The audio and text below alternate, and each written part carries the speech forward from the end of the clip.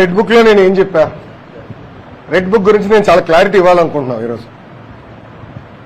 నా ప్రతి స్పీచ్ చూడండి, ఎవరైతే చట్టాలు ఉల్లంఘించి కార్యకర్తల్ని ప్రజల్ని ఇబ్బంది పెట్టారో వాళ్ళని నేను వదిలిపెట్టాను అని స్పష్టంగా హామీ ఇచ్చా. మళ్ళీ రిపీట్ చేస్తున్నా, చట్టాలు ఉల్లంఘించిన ఓకే. జోగి రమేష్ గారు అబ్బాయి ఏం చేశాడో ప్రజలు తెలుసుకోవాలి. అగ్రిగోల్డ్ భూమి పత్రాలు తీసుకుని ఫేక్ పత్రాలు సృష్టించి అతని పేరుపై ట్రాన్స్ఫర్ చేసుకుని అమ్మేశాడు. అగ్రిగోల్డ్ బాధితులు చాలా మంది ఇప్పటికీ ఇబ్బంది పడుతున్నారు, వాళ్ళకి రావాల్సిన డబ్బులు ఇంకా చాలా ఉన్నాయి. అగ్రిగోల్డ్ భూములపైన ఫేక్ పత్రాలు సృష్టించి అమ్మేశాడు, డబ్బులు సంపాదించాడు. అంటే యాక్షన్ తీసుకోకూడదా తెలుగుదేశం, జనసేన, భారతీయ జనతా పార్టీ ప్రభుత్వం? రేపు లిక్కర్లో కూడా యాక్షన్ తీసుకుంటాం, ఇసుక దండాల్లో కూడా యాక్షన్ తీసుకుంటాం.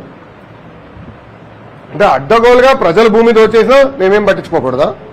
మేము ఆనాడు హామీ ఇచ్చా, ఊరూరు మాట్లాడా ఎర్ర బుక్ గురించి. ప్రజలకి నేను హామీ ఇచ్చా, ఎవరైతే చట్టాన్ని ఉల్లంఘించారో వాళ్ళని నేను వదిలిపెట్టే ప్రసక్తే ఉండదు అని నేను ఊరూరు మాట్లాడాను స్వామి. ఎర్ర బుక్ పట్టుకుని తిరిగా చూపించా ప్రజలకి. అందుకే ప్రజలు మాకు అంత అద్భుతమైన మ్యాండేట్ ఇచ్చారు.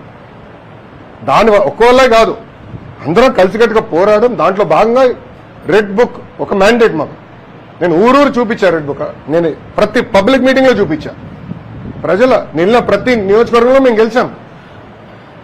సో ప్రజలు మాకు అంత క్లియర్ మ్యాండేట్ ఇచ్చారు. సో ప్రజలు కూడా చాలా క్లియర్గా ఉన్నారు, ఎవరైతే తప్పు చేశారో వాళ్ళని వదిలిపెట్టొద్దని క్లియర్గా చెప్తున్నారు. అది అమలు చేస్తాం.